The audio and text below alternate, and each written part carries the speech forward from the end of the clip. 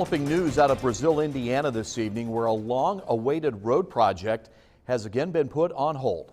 Thanks for joining us, everyone. I'm Mike Cleff. News 10 first broke the story an hour ago on News 10 First at 5. INDOT's announcement just this afternoon that tomorrow's scheduled start for US 40's road overhaul through Brazil has been pushed back 1 week. News 10's Brent Frazier has been talking with those who will be affected by the project, estimated at shutting down a major road for up to 2 years. Brent is live now in the Clay County town with this still developing story. Brent? Yeah, Mike, some out there likely none too surprised by INDOT's announcement within just the last couple hours that this major project set to kick off tomorrow morning and completely transform the look of Brazil has been pushed back at least 1 week. We've been planning this for a while. The big Brazil project, traceable to the early 1980s. It's been in the works for 27, 28 years that I know of. Just can't seem to get off the ground.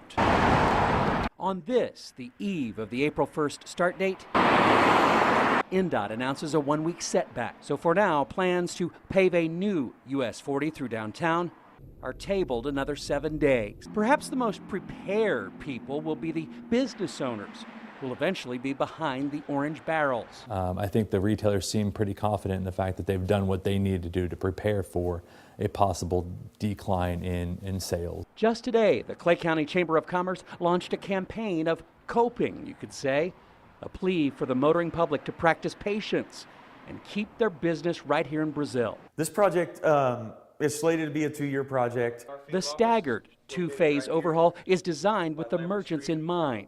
By splitting it up east and west, kind of half at a time, we're affecting the businesses for a shorter period of time, which should help with the economic impacts to the community. The mom and pop shops that make up the backbone of Brazil's economy. The biggest effect on us is there won't be on-street parking for the term of the project, and a lot of people park on the street.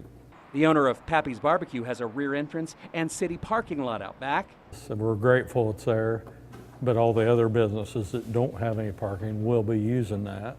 Still, Rick Bell worries about his neighboring business owners with a front-only entrance for customers. People are going to have to park in the back and walk all the way around. A lot of people's just going to skip that and go to Kroger's or another store.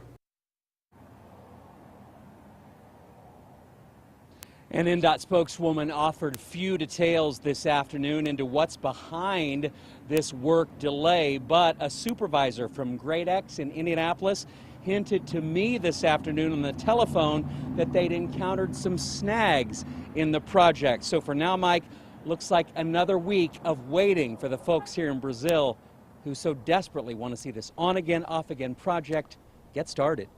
Live in Brazil, I'm Brent Frazier, News 10. All right, thank you very much, Brent, reporting from Brazil.